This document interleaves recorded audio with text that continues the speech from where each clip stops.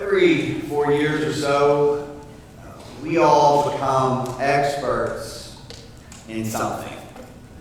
The Olympics show up and you start watching. I like the Summer Olympics. That's more my speed. I haven't been skiing ever, and so it looks just like coordinated falling to me. I'm not super impressed by it. I know I should be, but they just look like they're rolling downhill. Especially the luge. It just looks like, that's all it is to me. But the gymnastics in the Summer Olympics are amazing. It's just feats of, I've never seen, I didn't think someone could do that. And that yet here they are doing it. But then we sit on our couches at home and get real judgmental about what they're doing. Some lady will run 80 miles an hour down a mat and hit a springboard. She's not going to land in water or foam. She's going to land on like a pad. And she does 30 flips in the air with twists and sticks the landing. And half of us, through our ice cream sandwich, will be like, I think I saw her foot move. We get super judgmental about she landed that last triple toe somersault backflip, but I don't know if it was perfect. Our only expression after someone does something even remotely close to that should be, wow. I'm tired just watching someone sprint or throw something, and we become experts almost immediately. Not because we're experts, but because life is, and I mean this, I'm not saying this sarcastically, life feels more fun when you're judgmental. It just does. You're not looking at yourself necessarily, judging yourself, although some of us are pretty good at that. But to look around the world and be like, I would have done that differently. I would have functioned differently there. I wish they wouldn't have done that. And so on and so forth. Judging others is an attractive option. One, because I really don't have to do anything I don't have to learn to do a backflip. I could do a backflip in high school, and every once in a while when I'm on a trampoline, I think, I bet I could pull this off. But I have a family who would miss me when I was gone. So I don't attempt it. And I'll look to Rachel sometimes and be like, should I try it? And she's like, never, never. We don't have to learn to do flips. We don't have to learn to do something spectacular. All we have to learn to do is judge those who do. And we can feel pretty good about ourselves. Judging others is an attractive option of how to live your life. It's also a pretty foolish one. It's foolish to judge others. You have no idea what they are going through. No idea. No idea what demons they wrestle with, what shame they feel, what anxiety they feel, what worries they have about the future. You have no idea what they are going through. And a lot of times we say, well, if they would just, if I were in their shoes, I would. But you're getting the benefit oftentimes of just jumping into their shoes with your whole life experience. Everybody has lived a different life up until this point. Different abuses, different failures, different successes, different lessons learned. And so judging anyone from any perspective, oh, I wish they would have just, I think they should have just, and the operative word there is just, like it's simple. And it's never simple. Human beings are never simple. Foolishness thinks we know something that we don't know. And by that I mean, we think we know enough to judge someone else. Foolishness thinks we know something we do not know. But wisdom, as James argues, is knowing what you don't know. Being aware of what you are ignorant of. We are approaching most problems in this world and most people in this world without enough information to solve the word problem. That's just the facts. We don't have enough info. We don't know what's going on in their world. And so as James is talking to a church that is struggling to live as Christians out in the world, where the world isn't a Christian system. As he's speaking to that church, he gets to this end part where he needs them to remember some things. He echoes the sentiments of Jesus. And he gives two bits of advice, and I want to lump them together because I think they have the same heart. Verse 11 says, "Do not speak evil against one another, brothers and sisters. Whoever speaks evil against another or judges another speaks evil against the law and judges the law. But if you judge the law, you are not a doer of the law, but a judge. Therefore, or there is one lawgiver and judge who is able to save and to destroy. So then, who are you to judge your neighbor?" God has all the information. Don't you think? That's my bet. My bet is that God knows all of it. And that God has all of the facts and all of the history and all of the difficulty. My great-grandmother, Granny Helen, in Arkansas, when you become a great-grandmother, you are called Granny and then your first name. Granny Helen, as long as I knew, didn't go to church. Never did. And this isn't like a beautiful story where like in the last little bit she came to church. She never did.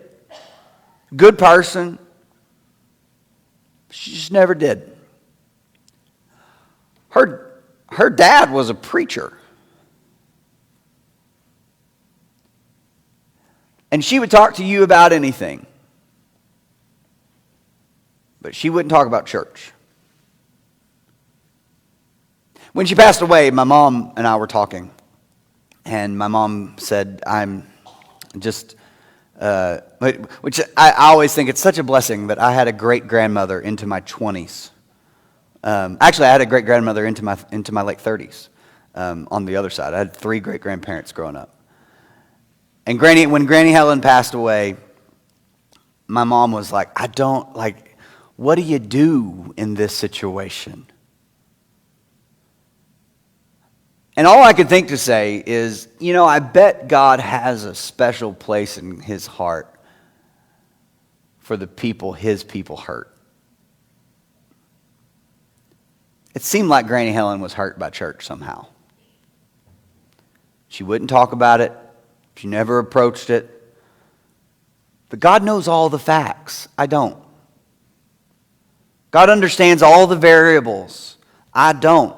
And then James asks a very important question. Who then are you?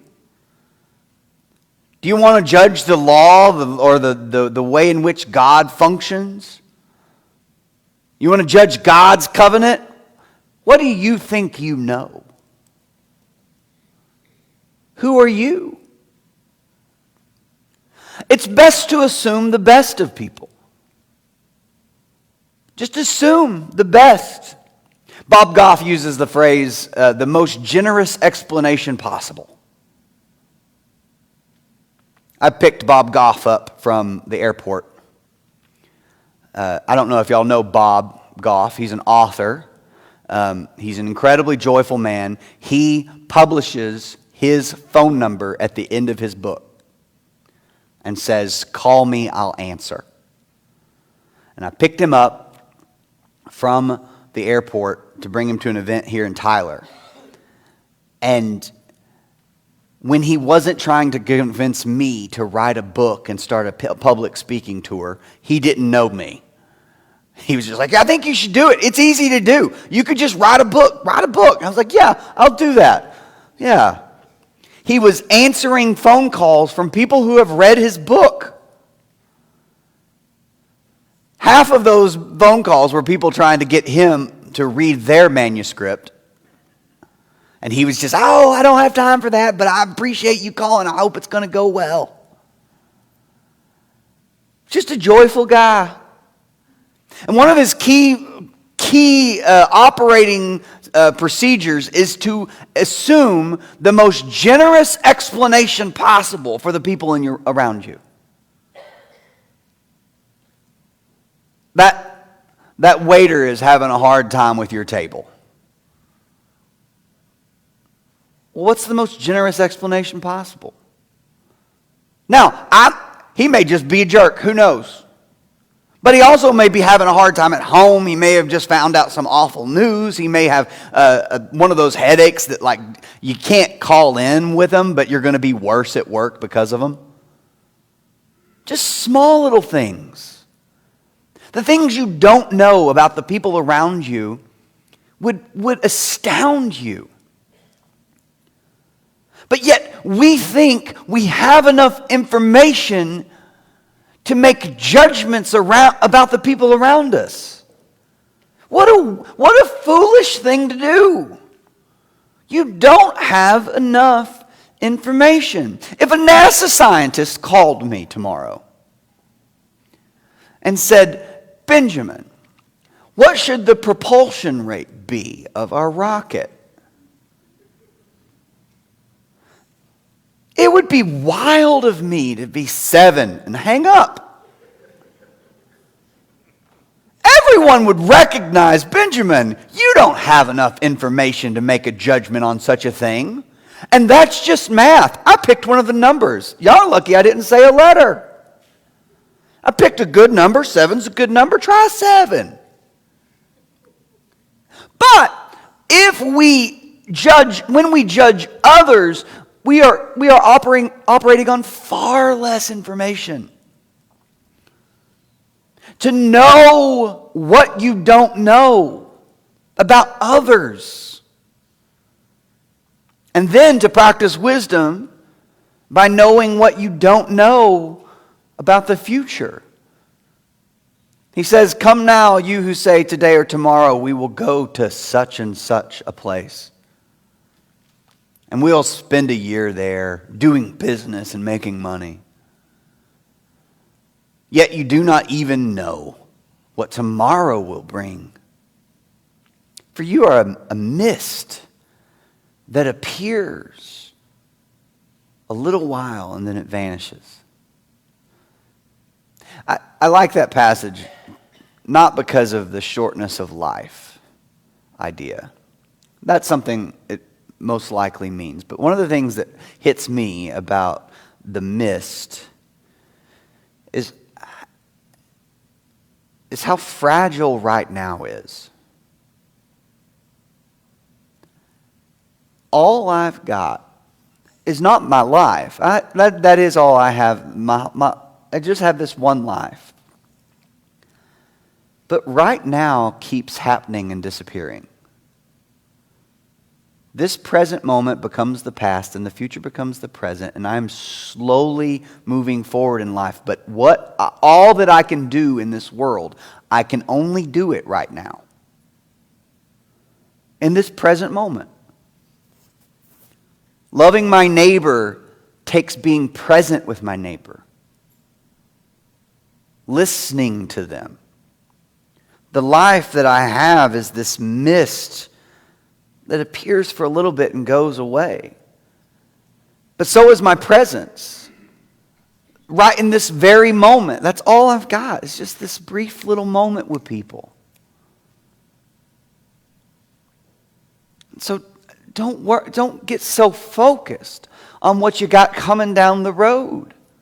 Jesus also talked about worry and planning. Worry's the negative side of aspirations. It's like when you say, oh, today or tomorrow I'll go into a city and fail miserably. You don't know what tomorrow holds. Why mess with it? I think oftentimes we fight imaginary battles in the future, and they wear us out for the very real things we've got going on in the present. But it all boils down to, you don't know what you don't know. You think you know what's going to happen in the future. You think you know what's going on in that person's life. But it's all just sort of vanishing. Instead, you ought to say, if the Lord wishes, we will live and do this or that.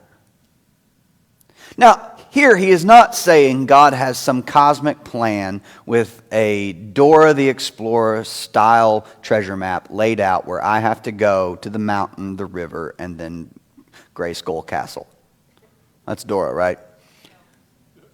That's He-Man. I'm sorry. It's not, your life isn't some treasure map God laid out for you.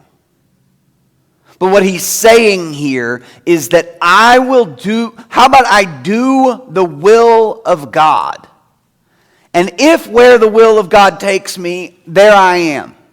If it takes me there, that's where I am. So if I do the will of God, if I show the world the kind of kingdom God reigns over, if I show the world what it looks like for things to be set right wherever I go, then I'll take care of tomorrow.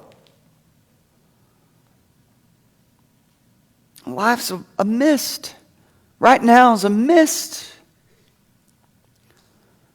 But right now, as it is, he says in verse 16, you boast in your arrogance, and all such boasting is evil. Our judgment and our plans oftentimes have an element to them where we are foolish because we think we know something and we don't know it. Have you ever met a parent who's got a young kid and they say things like, oh, my daughter will never get a tattoo. I'm always so tempted to give that child a tattoo right there. Get the pain over with. I mean, they're gonna. It's almost as if God sometimes goes, oh, I'm noting that. That's funny. Note to self.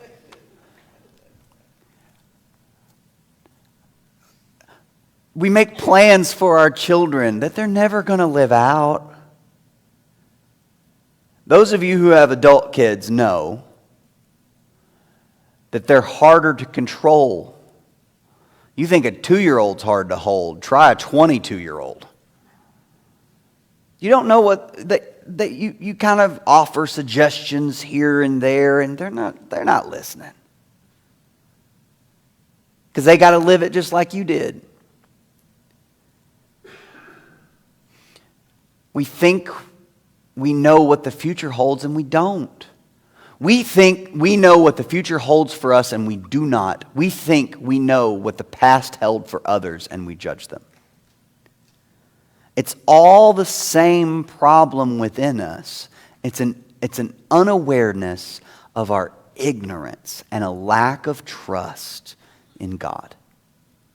I don't have to know what tomorrow holds to know who holds me today.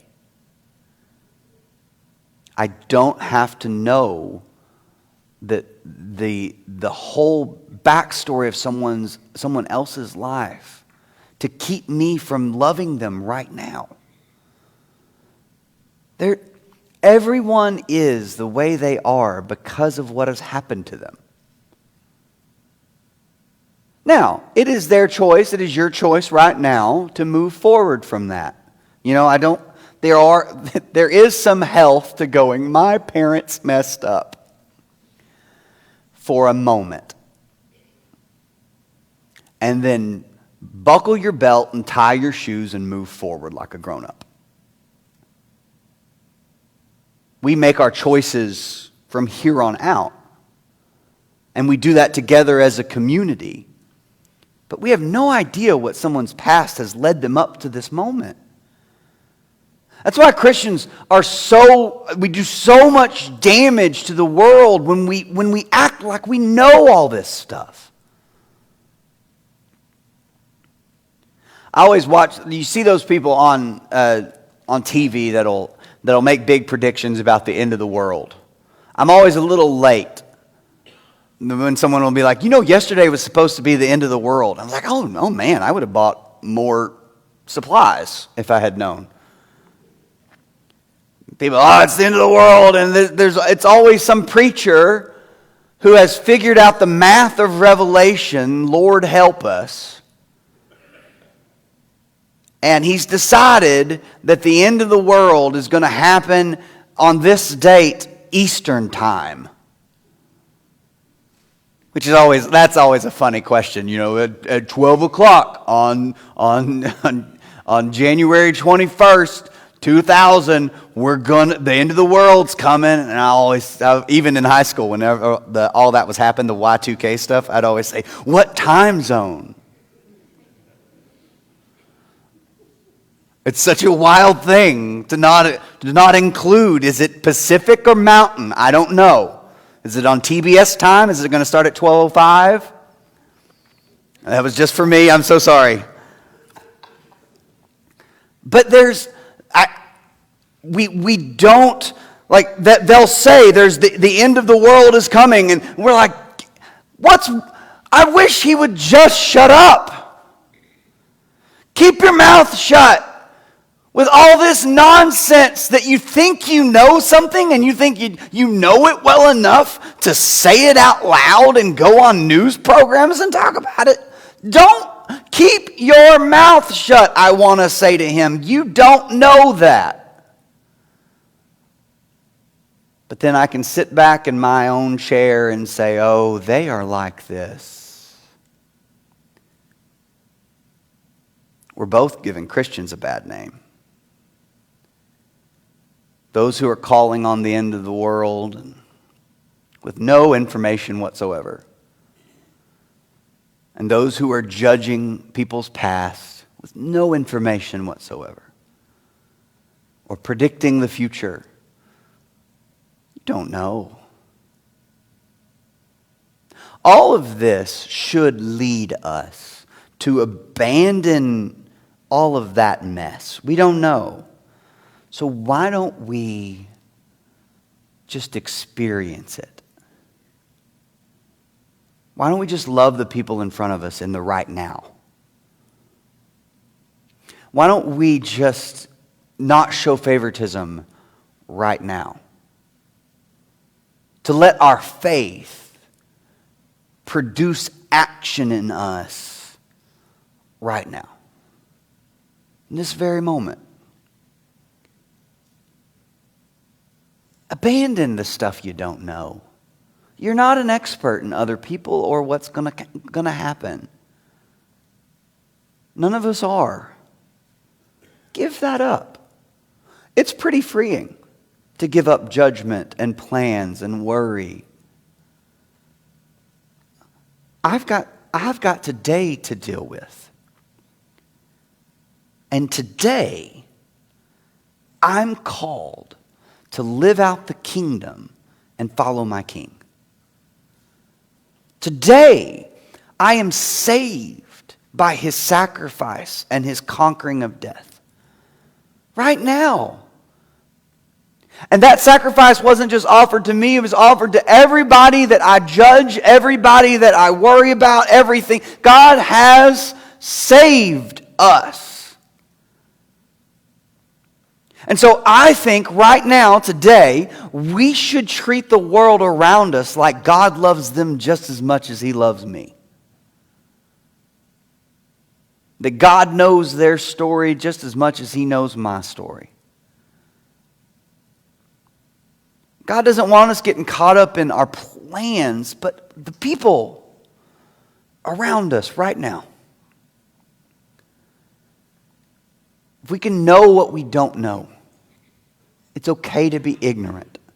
You don't have to be an expert on the world around you or the people around you or the plans that you have. What you do have, though, is this God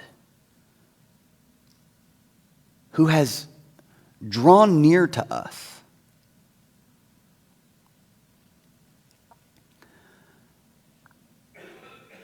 I was supposed to announce this at the beginning of this sermon, but I forgot because I got so excited about the beginning of the sermon. Sometimes that happens.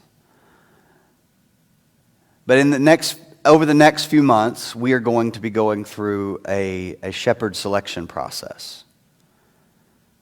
But before we do that, we are going to spend, starting in September, the second Sunday in September, we're going to spend 40 days in prayer about it. That's the most important part. It's drawing close to God in a way that I now know I don't have it all together, but I can trust the God who does. I don't have it all figured out. I don't have them all figured out, but I can trust the God who does.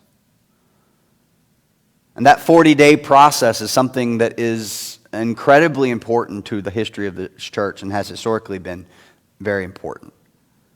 It's let's spend some time with God and trust God. And that's what James is calling us to in a way here.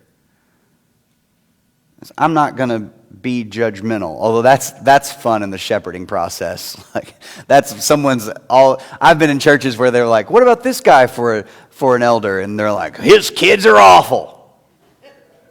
His wife's the worst." And then they're like, the trap door falls and we never see him again. You don't have to judge. But you can trust. Trusting in this God who is with us right now. That's the most important thing you can do right now. This God who saved us today and sends us today. That's the God that we are calling you to today.